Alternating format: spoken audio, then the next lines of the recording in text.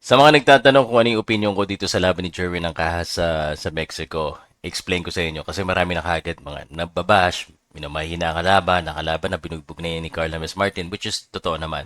But let me tell you, this Jerwin ng Kahas fight is with a purpose. So explain ko lang sa inyo. So, ang kalaban po ni Jerwin ng Kahas ay si Ruben Tostado Garcia. I remember that from the Carl James Martin. But if you do not know yet, the weight of Jerwin ng Kaha since the 2023 medyo or 2022 medyo paiba-iba yung timbang niya dito eh. So I guess from what I'm seeing here, this is actually potentially he's testing the featherweight division. So featherweight fight itong laban na ito.